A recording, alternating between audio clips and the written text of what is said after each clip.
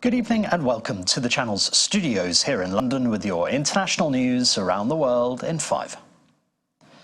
The World Health Organization says Al-Shifa hospital in Gaza City is not functioning as a hospital anymore. The World Health Organization says constant gunfire and bombings in the area have exacerbated the already critical circumstances. Doctors there say they fear the remaining 36 newborn babies needing intensive care treatment may die. Meanwhile, EU foreign ministers have gathered in Brussels to discuss Gaza and the situation in the Middle East, Ukraine, Armenia and Azerbaijan, as well as COP28. On arrival, the EU foreign policy chief Josep Borrell called for immediate pauses in Gaza and urged Israel to show maximum restraint. We ask for an immediate pauses. I'm saying that in plural, not a single one, but several ones, pauses. But it is an adjective. It's immediate pauses and humanitarian corridors to be established in order to face the dire situation of the people in Gaza.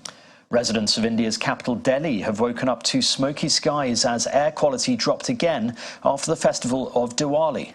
People in the city burst crackers late into Sunday night despite a ban on fireworks due to high pollution levels. Delhi has been battling toxic air for weeks, with the government announcing an early winter break for schools in an effort to protect children. The city has high pollution through the year due to factors including vehicular emissions and dust. US Republican Senator Tim Scott from South Carolina has dropped out of the 2024 presidential race. He had hoped to become the first African American to secure the Republican nomination. He told Fox News, "I think the voters, who are the most remarkable people on the planet, have been really clear that they're telling me not now, Tim."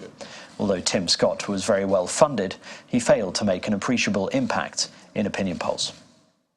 The UK's ex-Prime Minister David Cameron has been made Foreign Secretary in a shock move as Rishi Sunak reshuffles his cabinet.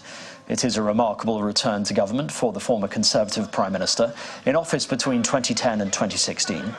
Mr Sunak earlier sacked Home Secretary Suella Braverman following days of speculation over her future. James Cleverly, who had been Foreign Secretary, has replaced Braverman as Home Secretary. Yeah, I mean, I suppose it adds maybe a bit of gravitas and weight to the government. I personally don't think he did a bad job last time. He's been on the rock for a while. I guess that's perhaps a PR stunt in itself. Feels like a bit of a chess move to try to bring someone in, like Martin said, a bit of gravitas, because he's clearly making his move to get ready for the election next year, and it's probably quite a clever move to bring him in. The former Ivory Coast Prime Minister Guillaume Soro, who took himself into exile in 2019, says he plans to return home despite having 2 criminal convictions. He said he wanted to return because it was hard to live far from my ancestral land of Africa. In 2021, an Ivorian court sentenced Soro in absentia to life imprisonment for undermining national security. Streets in the Western Ireland coastal region of Galway are struggling with floodwaters as Storm Debbie barrels in from the Atlantic.